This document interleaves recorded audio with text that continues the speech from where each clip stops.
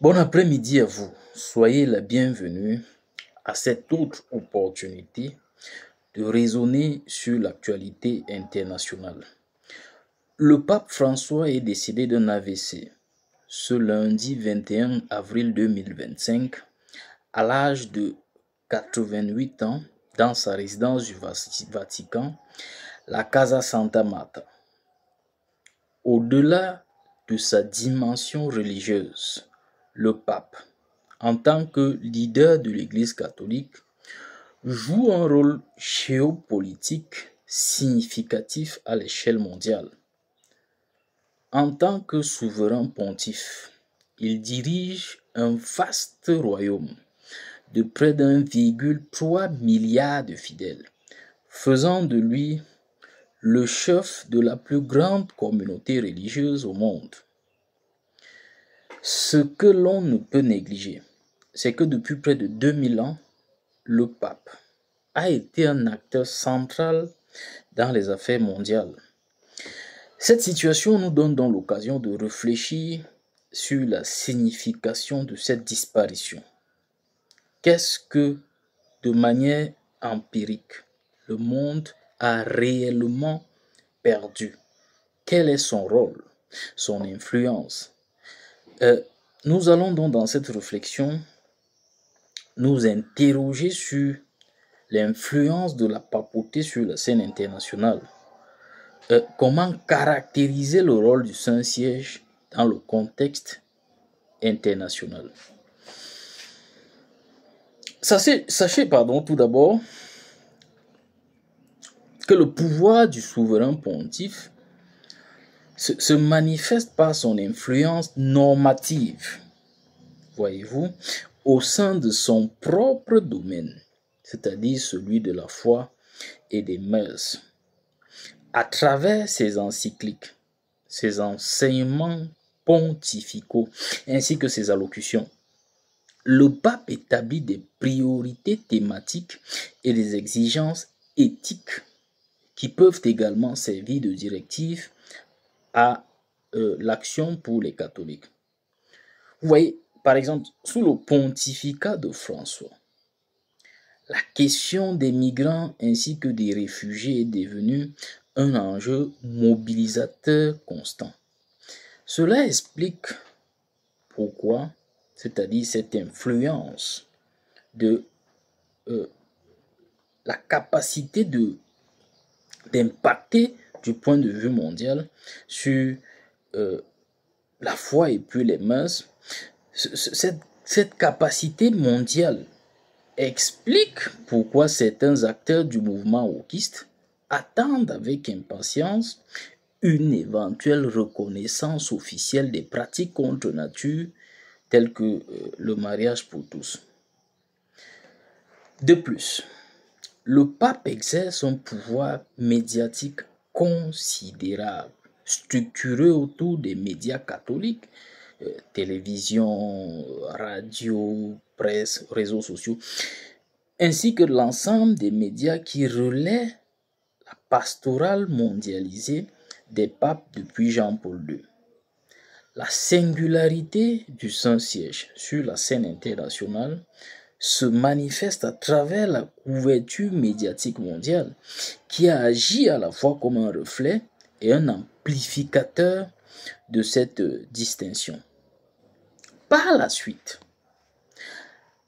la question, l'enjeu de la politique culturelle du Saint-Siège constitue également un élément clé de son pouvoir, de son influence.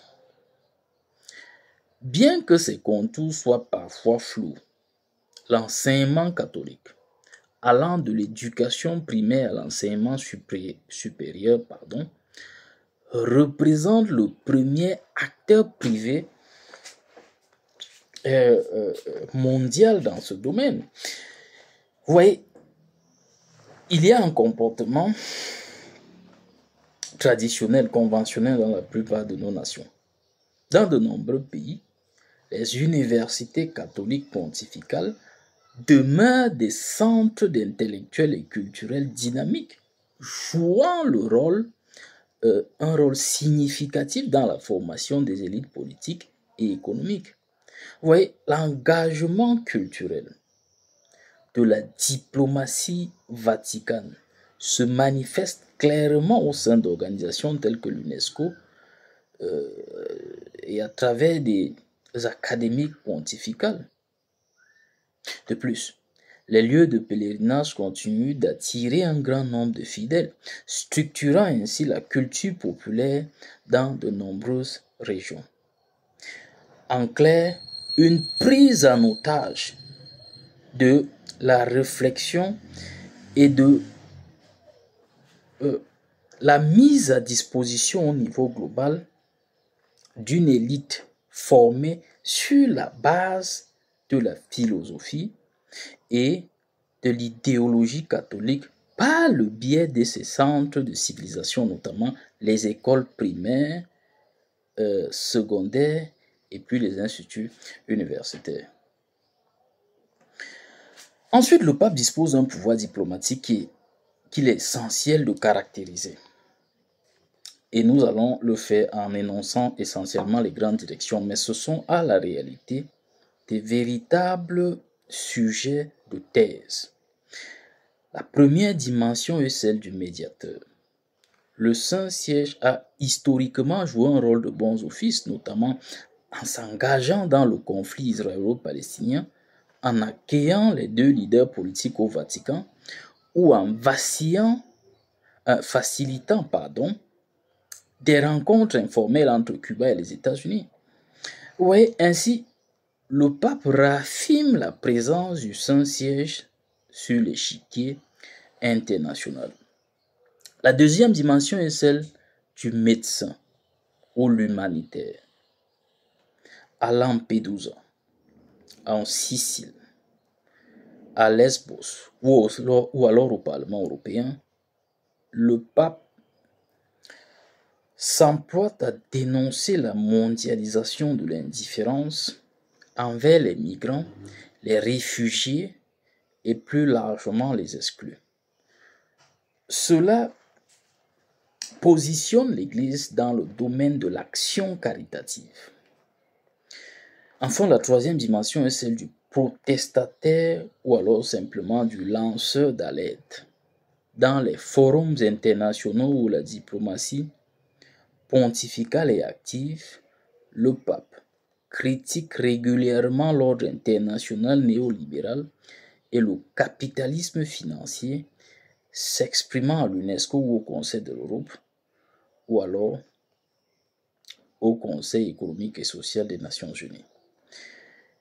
Il était important dans cette réflexion que vous compreniez. Le monde est en lamentation. En général et particulièrement le monde catholique, à la suite de la disparition de son leader.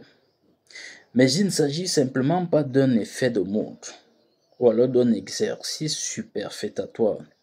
C'est une disparition, la disparition d'un leader au centre des grands enjeux géopolitiques, comme nous venons de l'évoquer. Si vous ne vous êtes pas encore abonné à notre page, nous vous invitons de bien vouloir le faire afin de bénéficier dans l'avenir des analyses objectives et pertinentes sur l'actualité internationale. Merci infiniment de nous avoir écoutés. Nous vous invitons à demeurer en compagnie de nos analyses. Une fois de plus, merci et à très bientôt.